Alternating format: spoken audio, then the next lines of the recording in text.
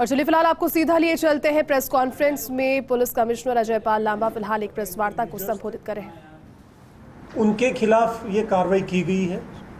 ये वो लोग हैं जिनका जिस क्षेत्र में ये रहते हैं उस इलाके में दहशतगर्दी फैलाना, उस इलाके में लोगों के बीच डर की भावना पैदा करना, मोहल्ले में इलाके में जहाँ ये रहते हैं वहाँ कोई भी आम आदमी इनके खिलाफ पुलिस को किसी भी तरह की शिकायत करने से डरता है, उस तरह का भय पैदा करने की इनकी फितरत है।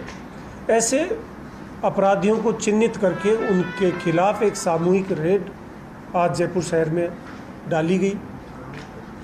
इस रेड में करीब 3000 से ज़्यादा पुलिसकर्मी शामिल हुए और चारों जिलों में संबंधित डीसीपीज जो हैं उन्होंने अपने अपने क्षेत्र में इस पूरी कार्रवाई को निर्देशित किया, मौके पे रह के स्वयं ने सुपरवाइज किया और अनेक ठिकानों पे पुलिस के सीनियर ऑफिसर्स ने खुद ने वो दबिश में शामिल रहते हुए सर्च ऑपरेशन को अंजाम दिया। इस कार्रवाई के दौरान कुल 107 लोगों को पुलिस थाने लाया गया है और उनसे अपराध के संबंध में, आपराधिक गैंग्स के संबंध में पूछताछ जारी है।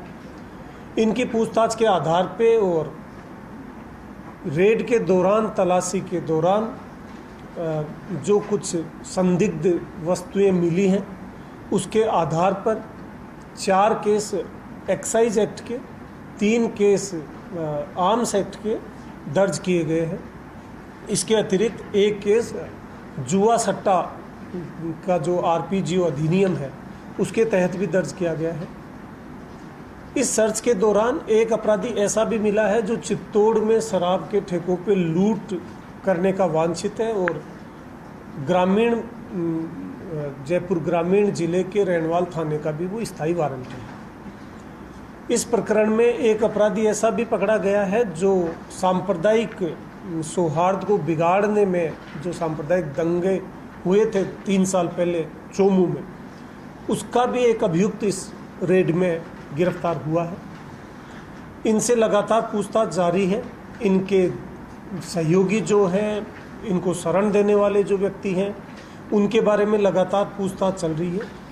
अन्य लोग, इन गैंग से जो लोग जुड़े हुए हैं उनके खिलाफ भी ये कार्रवाई की जाएगी।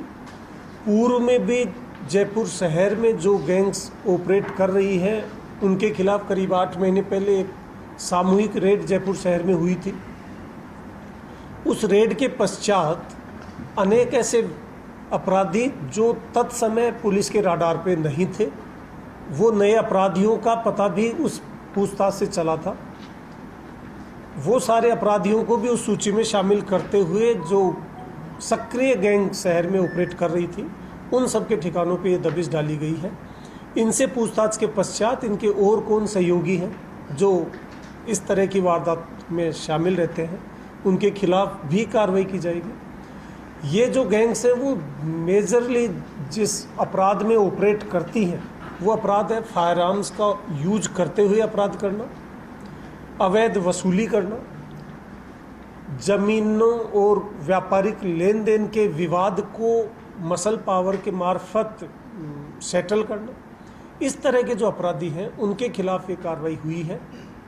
हमारी कोशिश है कि इनके जो सहयोगी हैं उनके खिलाफ लगातार ऐसी कार्रवाई जारी रहे और इनकी पूछताछ से जो कोई भी अपराधियों के नाम सामने आएंगे उनके खिलाफ भी कार्रवाई की जाएगी। 107 को हिरासत में लिया, 8 मुकदमे दर्ज करा। 8 मुकदमों में कितनी गिरफ्तारी? इन 8 मुकदमे 8 लोग गिरफ्तार। 8 लोग, बाकी सब शांति। बाकी लोगों से भी पूछताछ जारी है। उनके खिलाफ पूछताछ के पश्चात पाबंद कराने की कार्रवाई की जाएगी।